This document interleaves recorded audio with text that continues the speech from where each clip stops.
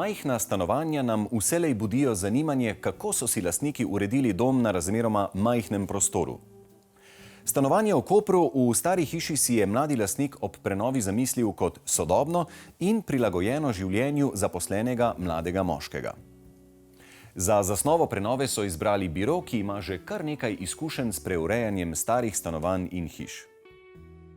Ko smo se bližali tele hiši, si nikakor nisem predstavljal, da je v taki stari hiši eno takole prenovljeno, čist novo stanovanje.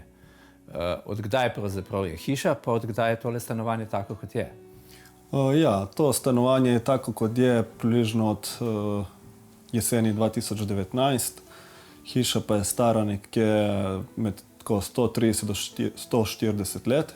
Zunanja stena hiše se domneva, da je nekdanjo koprsko zunanje obzidje, tako da se je to zunanjo steno obdržalo tega obzidja. Tukaj je živela v bistvu moja nona in pravi tudi moj oče, kot njen sin in stric. Hišo smo si porazdelili in smo šli na to v obnovo tega stanovanja. Ta polovica hiše sem izbral zase.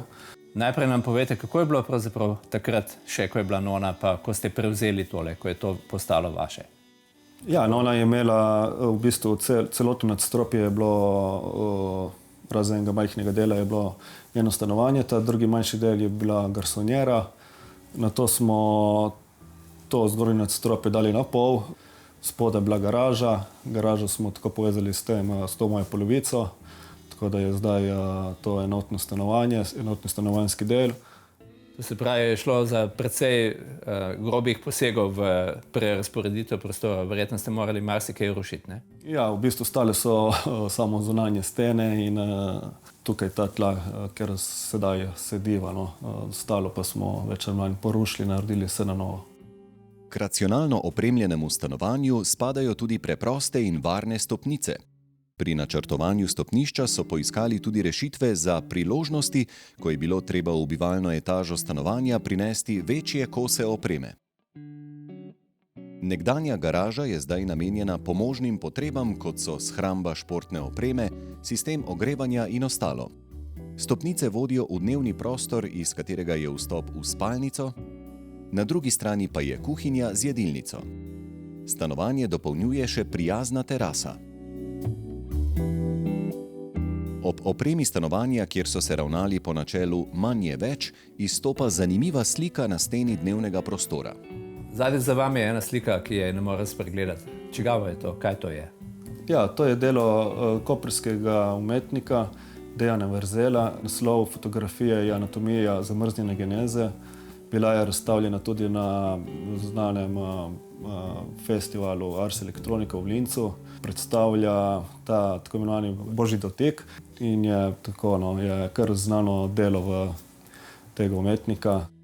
Kot je omenil Rok Parovel, domnevajo, da je zunanja stena hiše ostanek obzidja, ki je v srednjem veku obdajalo Koper. Ostanke obzidja so odkrili leta 2006 in ugotovili, da so ga zgradili iz lokalnega kamna in vezali z malto. Sledi so še danes vidne v tlaku, ki obdaja hišo. Kot vselej ima vsaka hiša ali stanovanje, naj si bo novo ali prenovljeno, dve plati, ki sestavljata celovito zgodbo. Tokrat imamo priložnost prenovo osvetliti z obeh strani. Mitja, kakšno je bilo to stanovanje, ko ste prvič stopili vanj? Staro stanovanje pač, to smo mi navajeni.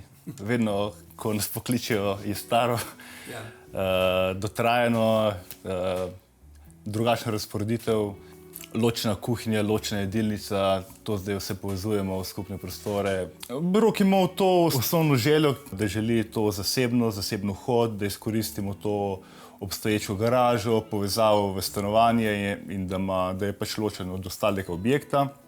Mi smo pač izkoristili ta del stanovanja, kjer smo naredili garderobe, kopalnica, omare, kuhinjo v eni liniji, ker ta stena ni bila nasilna, ampak je dokaj tanka stena in zaradi teh zvočnih prehajanj smo pač to stvar rešili s pohištvom in s temi servisnimi prostori in tako zagotovili, da so v bistvu v teh bivalnih prostorih, da je malo bolj mirne.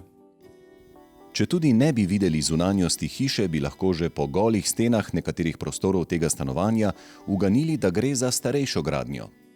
Tu Gradnja sicer ni bila bogata gradnja, so mali kamni kombinirani z opekom, ampak so kljub temu odločili, da te stene lepo očistimo, lepo se na novo sfogirajo in mislim, da je rezultat več kot zadovoljiv, ne?